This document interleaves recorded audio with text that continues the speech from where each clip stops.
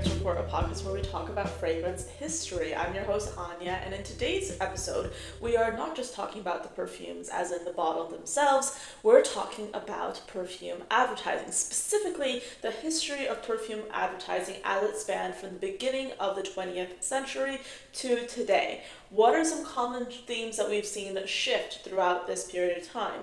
What are some differences? What things have stayed the same? Something that definitely has stayed the same has been the focus on creating perfume advertising that is supposed to impact how the consumer feels. That is something that we have seen throughout the whole spectrum of perfume advertisements in the early 20th century to today, but as the world has changed, so has perfume advertising. Near the end of this episode, we will also be diving into some of the most iconic perfume ads throughout history. I personally am very interested in consumer behavior. I'm interested in marketing. I find this thing very fascinating, and so I'm excited to dive into this episode. If this is your first time listening or watching the Fragrance Report podcast, we publish a new episode of this podcast every single Wednesday on Spotify and on YouTube. So whether you're interested in fragrance history specifically or beauty history, this is the podcast for you to check out. But without further ado, there's a lot to cover here, so let's get started. As usual, we're kicking things off with some weekly favorites. These are the fragrances I've been wearing the most this week, and not gonna lie, I've been craving lighter scent profiles, more refreshing scent profiles, nothing too heavy. In fact, I don't know if it's the weather or like my personal preferences, but scents that are a little bit too heavy have been a bit nauseating for me. I don't know what that is, but this first fragrance is a new addition to my collection that's been really great for just spraying on throughout the day. It's not too much. It still has like a cushiony vanilla undertone to it that I love, but this is Lattafa's The Kingdom fragrance. So this has notes of pear, peony, and cassis at the top, a mid of praline, tonka bean, and jasmine, and then a base of musk, vanilla, sandalwood, and amber. If you love sandalwood, if you love like the light vanillas, this is really pretty. It's comforting, it's refreshing, and I think the floral nature to it gives like a little bit of a light sweetness, but it's just perfectly balanced. Apparently it's supposed to be similar to the Wedding Silk Santal by Kayali. I haven't tried that one extensively, so I can't really speak to the similarities, if there are any significant ones, but I believe they are. I think this is a great one. It's about $30. I got it on Amazon. I'm really happy with my purchase so far. Then I have two mainstays in my collection. I'm actually wearing one of them today. This is Orbel's Salted Muse. This is essentially a woody, salty, refreshing fragrance with some light undertones of olive tree, fig leaf. This is a really pretty fragrance. It's an oil-based perfume, so you can wear it as a body oil and then you can spray out your perfumes on top. Then I've also been loving, no surprise, Arquise, A Grove by the Sea. I find myself hyper-fixated on this. I recently realized that my dent is quickly increasing in size, and that is simply because I can never find an excuse not to wear this perfume. This is a really pretty aromatic fragrance with the olive tree, with some woodiness. There's a light saltiness to it, but this kind of differs from Orbella Salted Muse in the sense that this Arquise, A Grove by the Sea focuses more on the herbal nuances of this fragrance. So you have some I think like rosemary and thyme, I believe. But it just smells like a delicious herbal infused olive oil. It smells absolutely stunning. So between the three of these fragrances, I feel like I've really been enjoying my kind of scent experience so far this week. So definitely three perfect end of summer options. So with that being said, let's get into the rest of this podcast. As I mentioned before, perfume ads have a significant way of mirroring the zeitgeist in which they were created. From 1900 to today, we have seen numerous changes, we have seen numerous cultural shifts, and if we look at perfume ads, this is very much reflected in the aspirational identity that these ads emulate. So first of all, let's talk about the Art Nouveau or Belle Epoque era in the 1900s to the 1910s. So the perfume advertising at this time focused mostly on perfume illustrations, and perfume advertising in and of itself was inseparable from the Art Nouveau aesthetic, with flowing lines, ornate typography, and illustrations of ethereal women. Perfume at this time was positioned as part of the luxury arts, aligned with jewelry, opera, and Parisian high society, and at the time, respectability and femininity were rigidly defined, and the perfume ads that were created at this time promised elegance, refinement, and European sophistication. Nothing that was overtly sexual, more like feminine.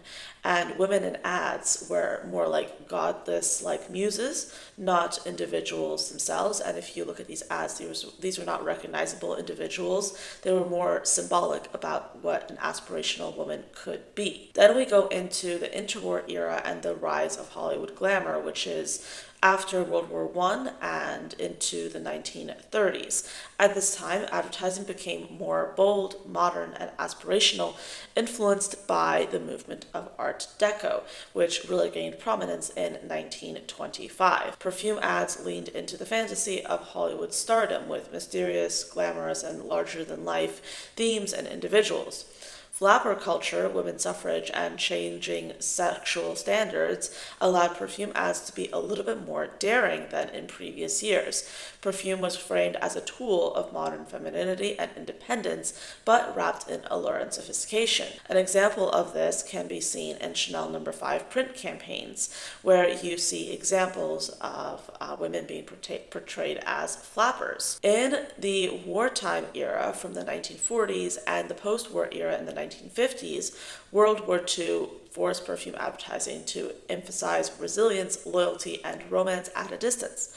Post-war ads swung back towards domestic bliss and femininity, aligning with traditional gender roles as working women that had been put on assembly lines and in traditionally male-dominant roles in the wartime period were then asked to leave those roles and return to the home. Perfume ads focused on love, marriage, and elegance rather than independence by the 1950s. Furthermore, it's worth noting that at this time, perfume ads began to focus a little bit more on celebrity than they had in the past.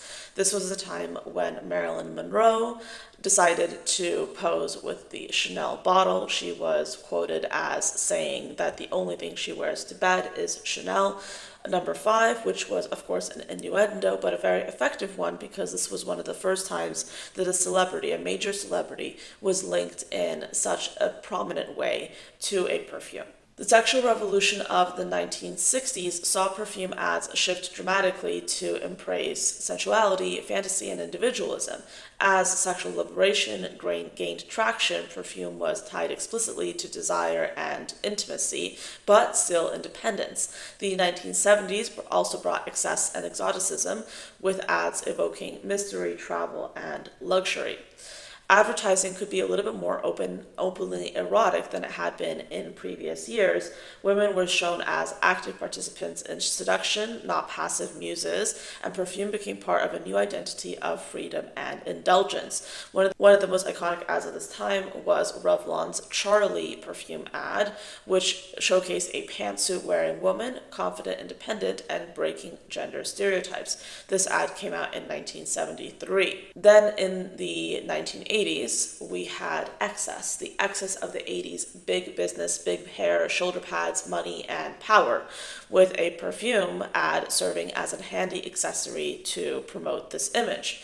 Campaigns became mini-films, more cinematic, and the Reagan-Thatcher era was about wealth, ambition, and showing off success. Perfume ads matched this, portraying perfume as a status symbol as much as a scent. An example of this type of advertising can be seen in Dior's Poison, launched in 1985, using high-gloss visuals, intense color, and a mysterious aura. Calvin Klein ads for Obsession in 1985 pushed eroticism into mainstream culture, featuring near-nude models. And if we look at the 1990s, we saw another shift, perfume ads breaking into two extremes: stripped-down minimalism, like Calvin Klein, or grunge-inspired rebellion, like Thierry Mugler. Lifestyle-driven advertising also took off. Perfume as a part of the youth subculture. Celebrity endorsements exploded, making perfumes mass accessible. CK1 is an example of that minimalism, heralded, of course, by Calvin Klein. In 1994, CK1 positioned itself as a gender-neutral fragrance, which was a radical departure from the masculine and feminine standards that had been introduced by ads in the past. Thierry Mugler's Angel, launched in 1992, also had this surrealist, otherworldly, fantastical element.